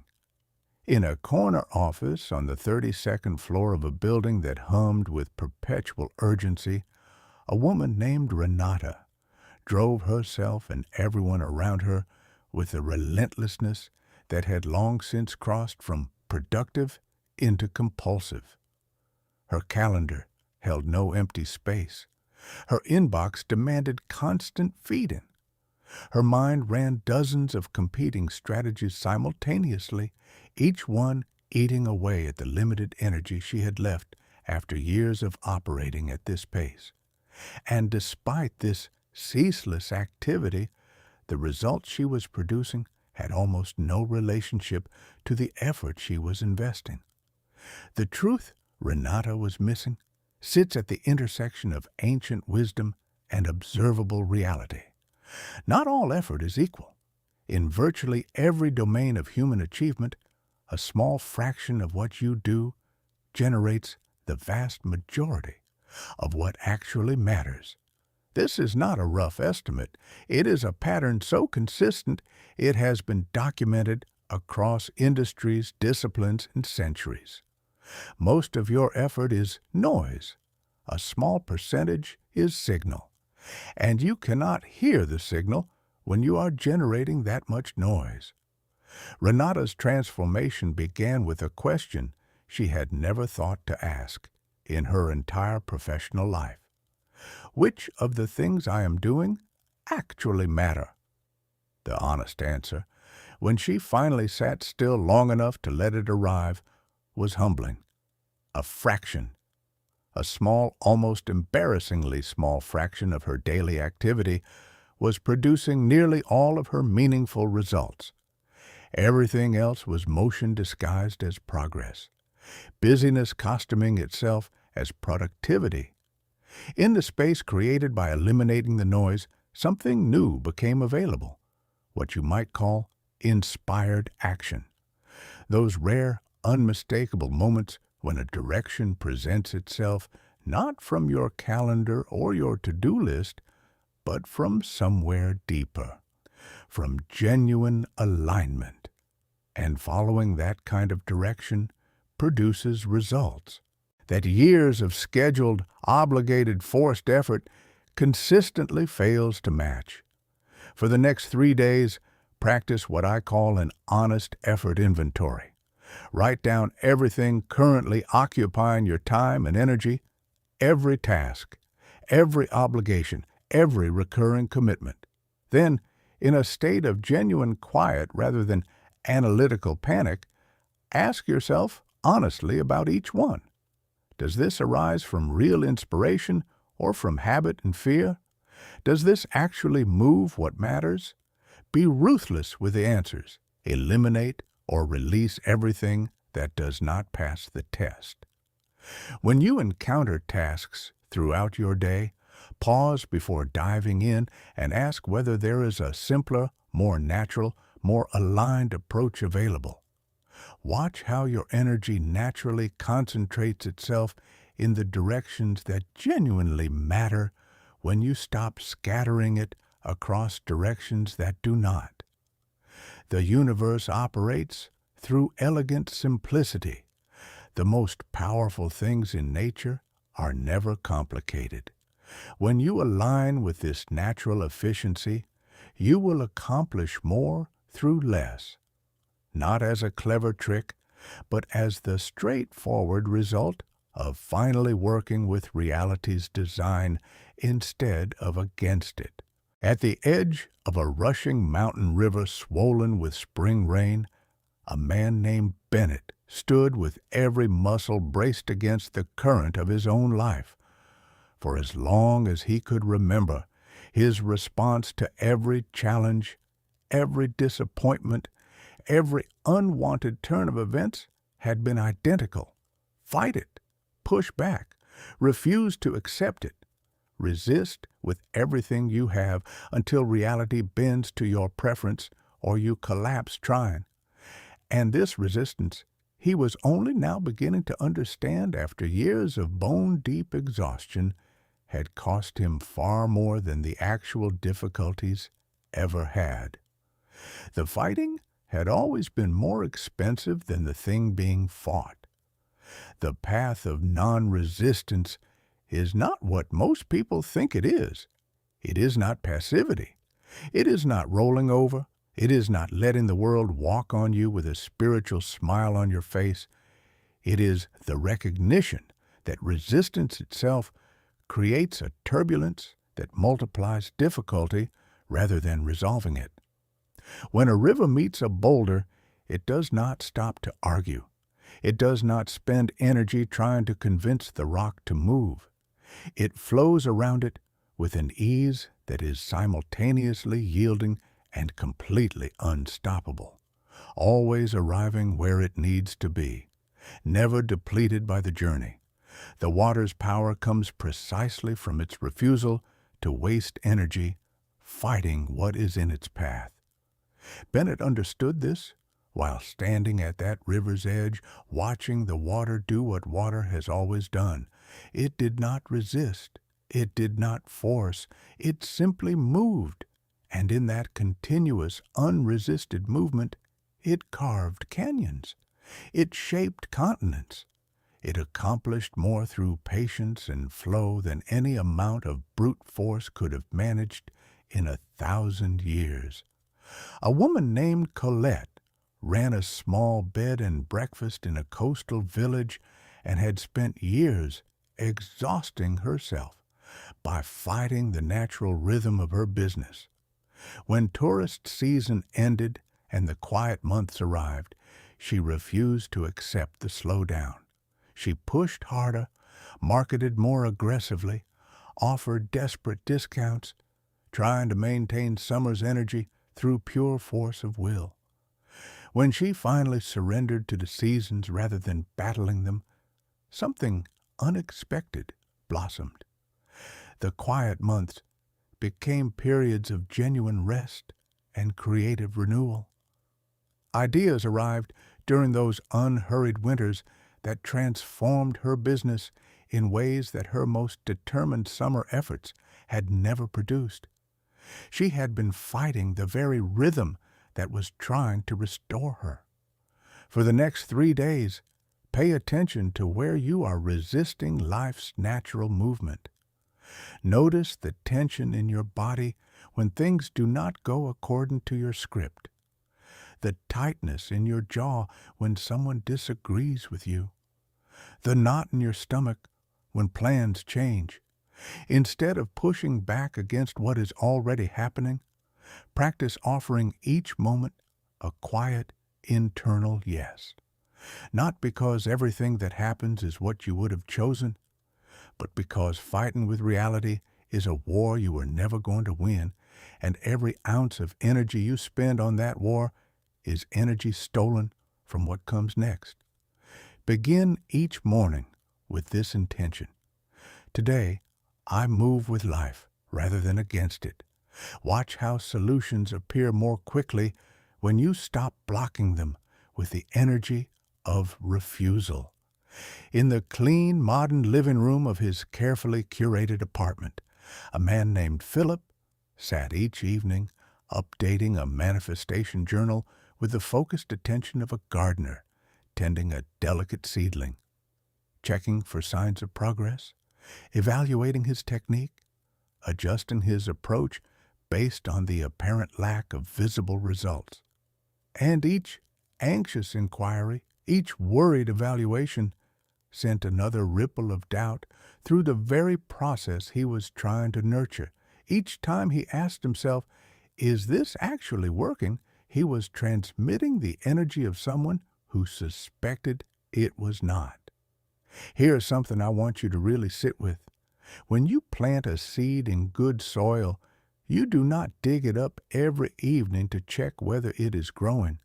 You trust the process. You trust that the conditions you have created are enough. You trust that growth is happening beneath the surface even when, especially when, you cannot see it yet.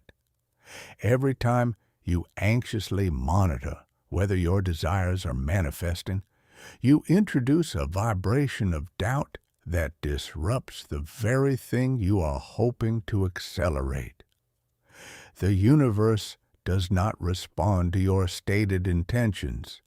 It responds to your actual relationship with those intentions. And the energy of constant checking communicates one thing louder than anything else. You do not trust this. The moon does not strain to move the tides. It simply maintains its presence with quiet, unwavering consistency. And the waters respond with perfect reliability. The sun does not demand that flowers bloom on its schedule. It simply shines, day after day, with the same steady warmth, and petals open in their own time, in their own way, with their own particular beauty. These are not pretty metaphors. They are descriptions of how allowing actually works, through presence and consistency, not through interference and anxious measurement. A textile artist named Josephine had spent years trying to control how the world received her work. Compulsive follow-up messages to gallery owners, engineered social media campaigns, strategic positioning at every event where attention might be distributed. Then, one quiet spring morning, she watched a caterpillar spinning its cocoon on the branch of a tree outside her studio window. For weeks, she observed, without touching, without intervening, without trying to help or hurry the transformation happening inside that delicate shell. When the butterfly finally emerged, she understood something that rearranged her entire approach to her creative life. Her interference, however loving, however well-intentioned, would have destroyed exactly what the natural process was building. From that morning forward, she continued creating with genuine passion while completely releasing her grip on the outcome of what she created. Within months, opportunities began arriving that were genuinely superior to anything her forced approach had ever produced. Choose one area of your life where you typically monitor and manage outcomes. For the next 7 days, consciously withdraw your supervision. Keep doing the meaningful work, but release the compulsion to check whether it is working. Let the universe operate without your constant anxious oversight. Trust that what is genuinely yours has the intelligence to find you without your frantic assistance. In the constant forward motion of a life built entirely around achievement, a man named Douglas moved from accomplishment to accomplishment with the mechanical efficiency of someone who had mistaken momentum for meaning. Each goal reached immediately revealed the next goal waiting behind it. Each summit disclosed a higher summit beyond.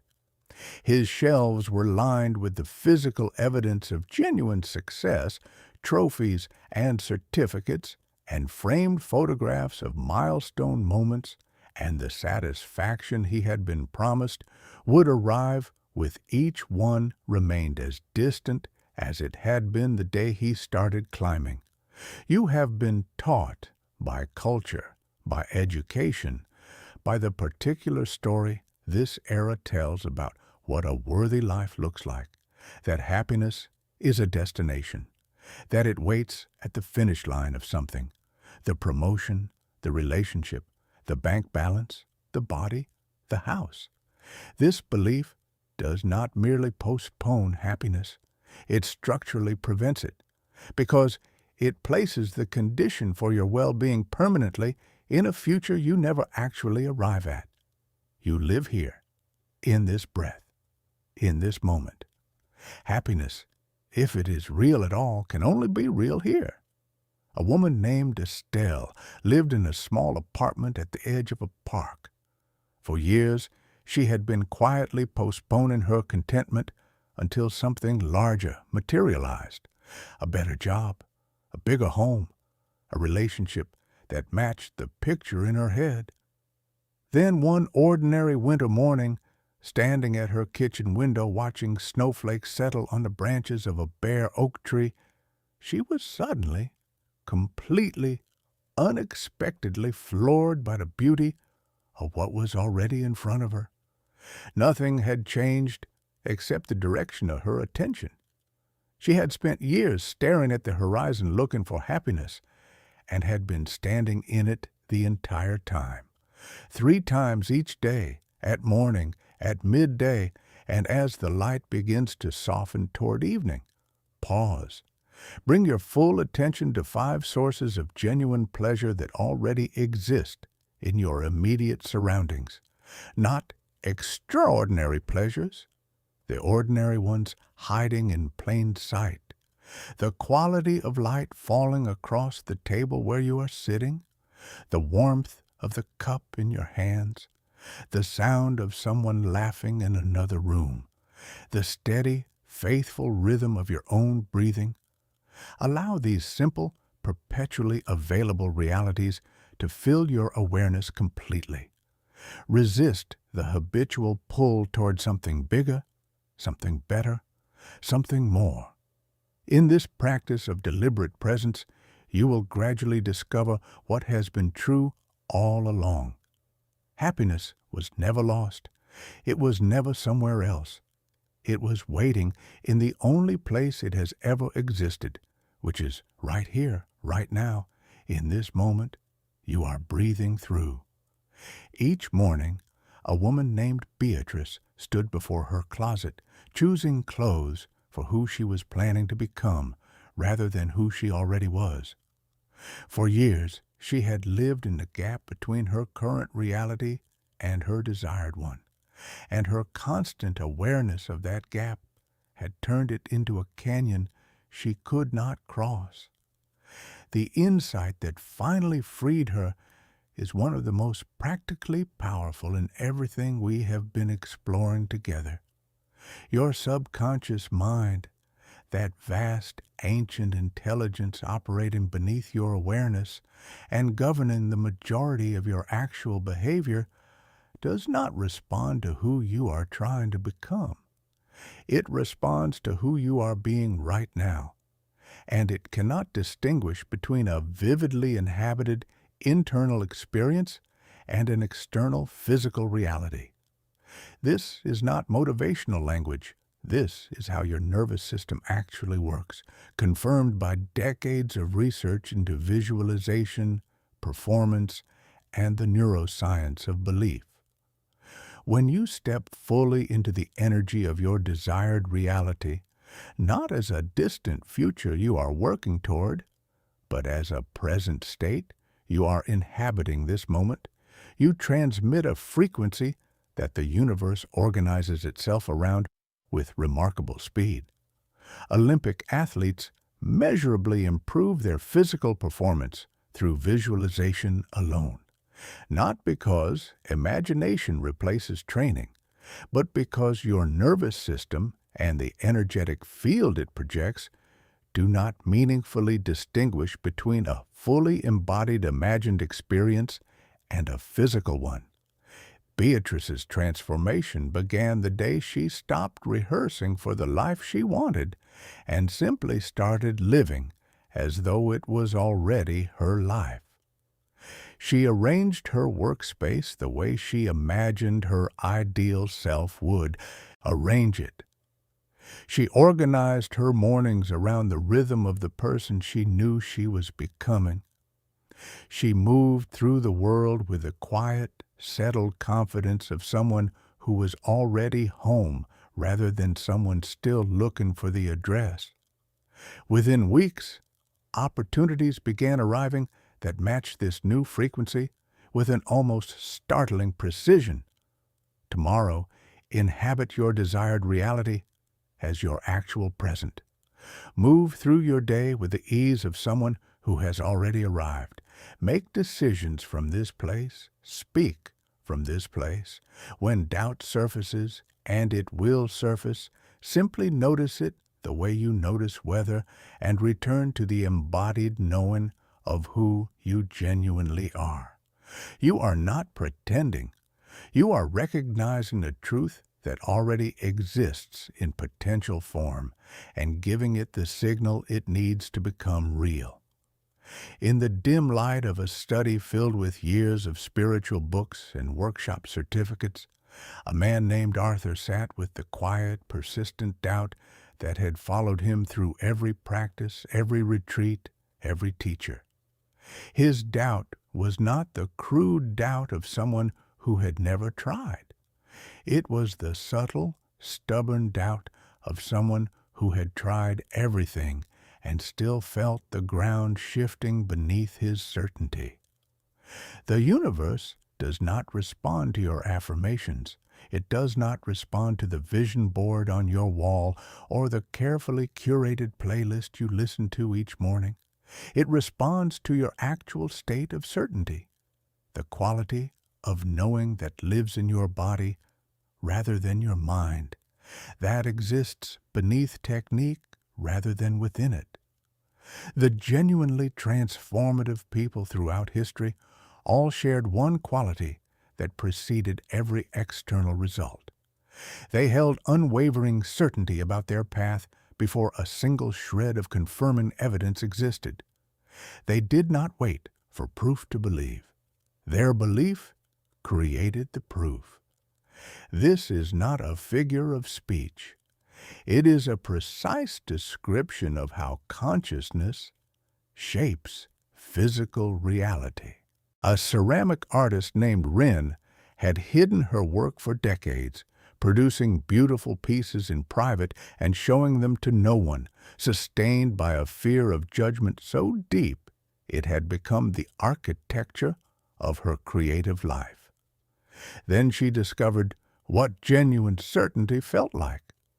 Not as a performance she put on before entering a room, but as an actual inner state, a knowing that lived in her hands and her chest and the way she held her shoulders. She began sharing her work with the quiet confidence of someone whose relationship with what they create does not depend on how it is received. The response was almost immediate. The world seemed to have been waiting specifically for her, which, in a very real sense, it had. The universe had always been ready to reflect her certainty back to her.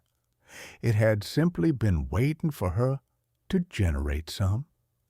In the heart of a dense woodland where he had been pushing his consultant business forward through sheer accumulated pressure for years, a man named Nathaniel finally stopped moving long enough to notice something extraordinary. A small stream running through the property. He watched it for a long time that afternoon, watched how it shaped the landscape around it, not through force, but through the patient, persistent practice of following the path that offered the least resistance. The water did not strategize. It did not overcome obstacles. It simply found the most natural way forward and followed it. And in doing so, over time, it carved channels that no amount of direct force could have created. You have been taught that meaningful achievement requires overcoming resistance. That difficulty is proof of worthiness, that the harder something is, the more valuable it must be. But look at nature honestly, and you will find no evidence for this anywhere.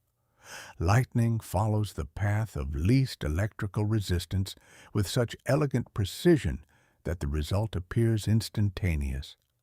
Light travels the most efficient available path with such consistency that we use it to measure the distances between stars.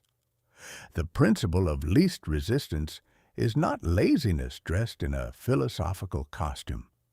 It is alignment with how the universe actually operates.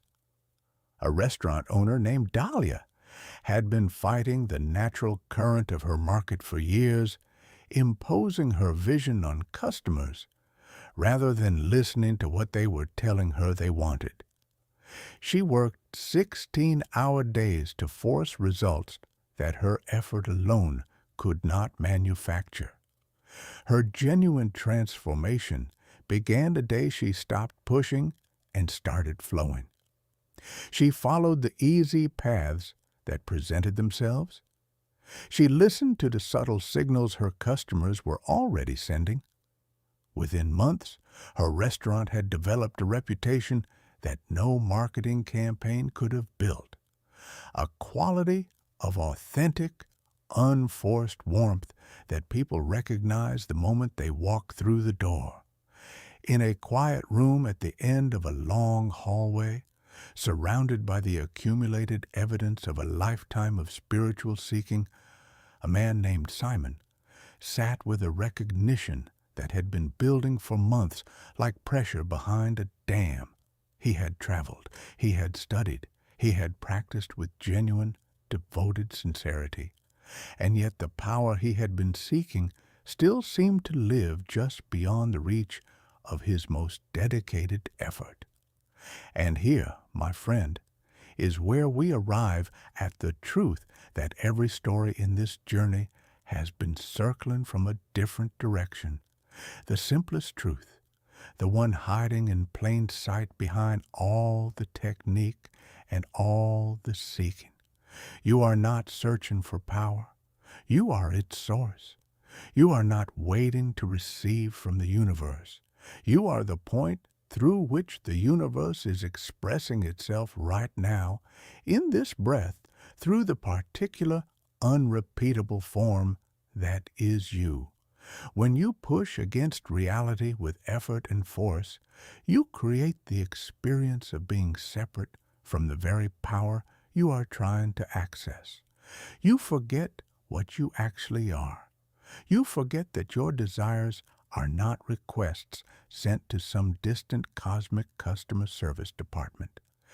They are the universe whispering through you, telling you what it wants to create next through your particular irreplaceable life.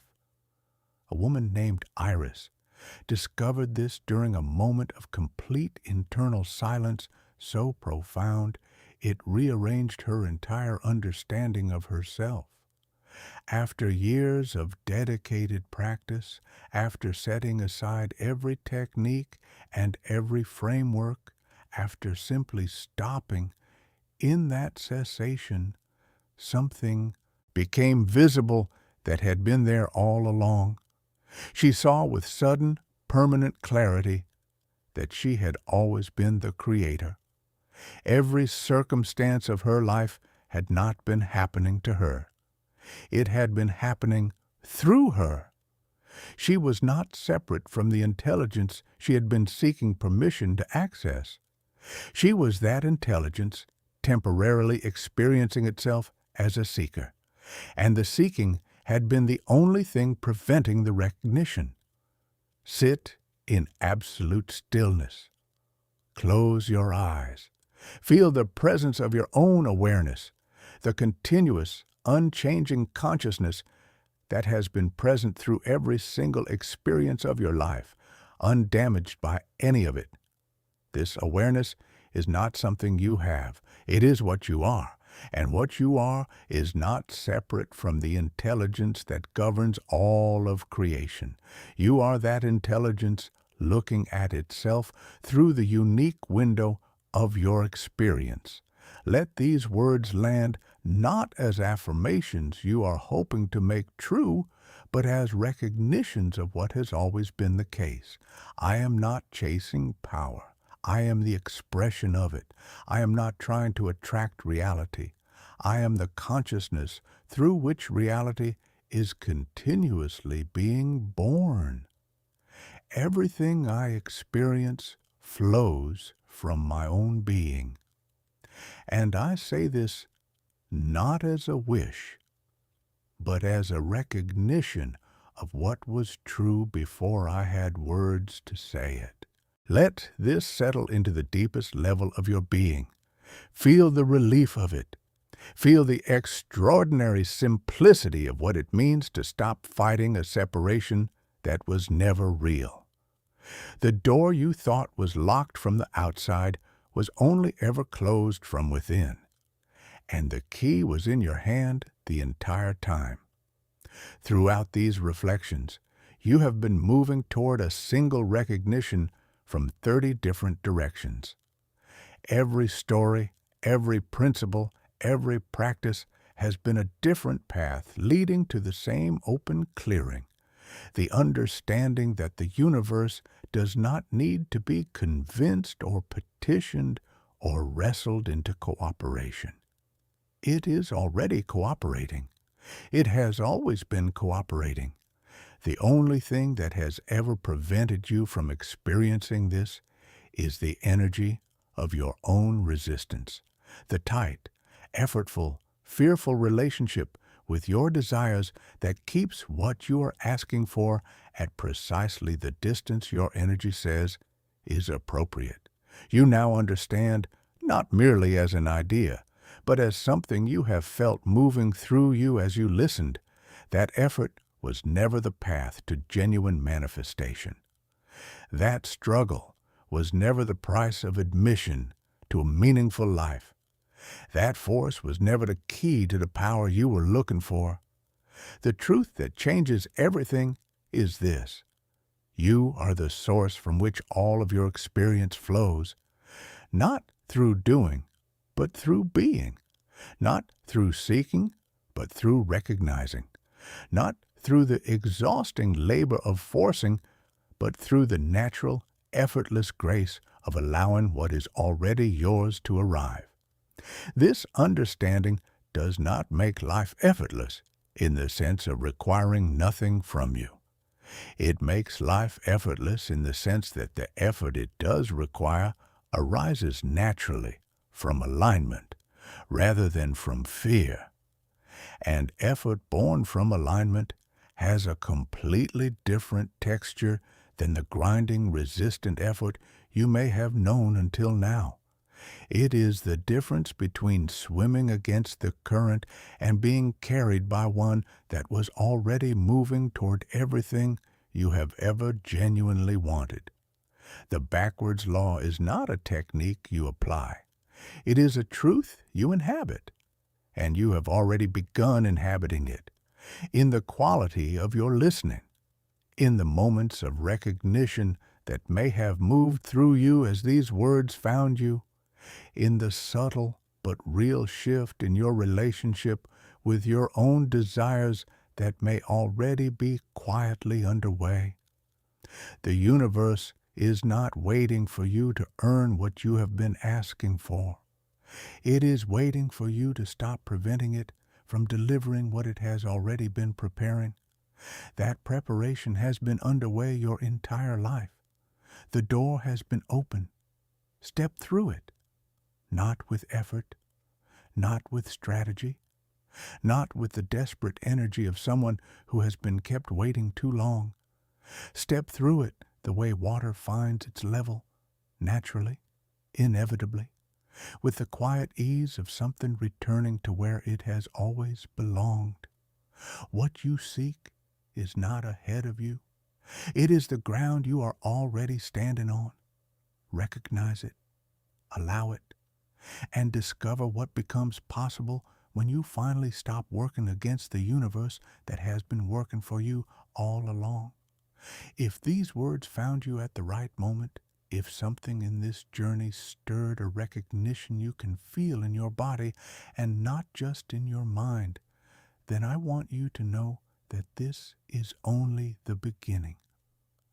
At Better Self Audiobook, we create content designed to meet you exactly where you are and walk with you toward where you are meant to be. New audiobooks, guided reflections, and transformative stories are released regularly, each one crafted with the same care and intention you experience today. Subscribe to the Better Self Audiobook channel so you never miss a new release. Share this with someone you love who needs to hear it. And remember, the most powerful thing you can do right now is not to chase your next breakthrough. It is to allow it. We will see you in the next one.